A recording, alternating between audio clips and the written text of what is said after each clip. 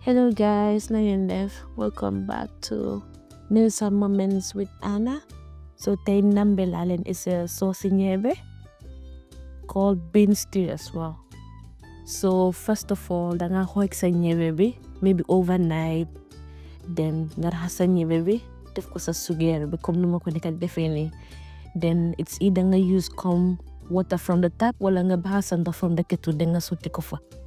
Then nga jox ko time pour mu baax tuuti, then soo pare nga seet sa ñebe bi su dee mu ngi half and half nga yokka fa xorom, then nga yëngal ko nga gis xorom bi mun na dugga ñebe bi, then nga yëngal sa ñebe bi seet so nga nekk di ko yëngal daal balaa mu xum si ron, so nga nekk di yëngal bi nga seet ndax sa ñebe bi ñor na bu baax. Su ñoree bu baax nag boobu mun nga koo génne nga teg ko si bool.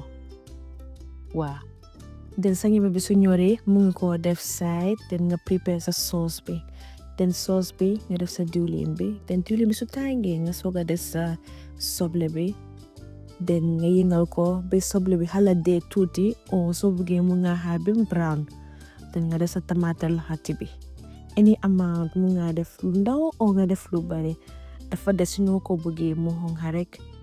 Then nga yëngal ko bi tamaate bi mix ak soble bi, then nga nekk di ko yëngal ba yëpp mix together. Then soo pare mu nga def sa seasoning bi, maa ngi def Maggi seasoning, any seasoning boo am mu nga ko use, so maa ngi def sama Maggi seasoning bi ma mix ko ak soble bi ak tamaate laxati bi. So dam ko nekk di mix rek ba soble bi xala brown tuuti, den ma def tuuti ndox pour mu mun a ñor bu baax, tuuti ndox rek ngay def warut a bari. So soo defee sa ndox bi pare lu ma def nii mooy suma blended tamaate bi, si tomato, bell pepper, scotch bonnet and a bit of spring onion, loolu laa def nii léegi pour ma am consistency bi. So dam ko nekk di yëngal ba mu ñor tuuti, den ma def suma bay leaf, few bay leaf rek laay def ba nga ko si sauce bi nga gis mu mun a am flavor bi, mu mun a saf lu ne. Den ma def suma ndox, nga gis lii mooy mun a ñoral suma soble bi, den tamit lii mooy baax pour ñebe bi mun a ñor, nga gis du tik ba pare du comme du yolom daal. Den ma def suma tuuti xorom ma kubee suma sugeer bi nag. So léegi ndox bi yëpp ñeer na, maa ngi sotti suma ñebe bi léegi si sugeer bi si biir sauce bi. Sauce ma pare dam ko mix yëpp ak sauce bi, ñebe bi ak sauce bi. Xoolal suma ñebe bi sotti naa nag, maa ngi yëngal ñebe bi ak sauce bi. Ñebe baa ngi nii mu ngi rafet bi pare mu ngi nga cur yolomut, ndox bi ëpput tamit.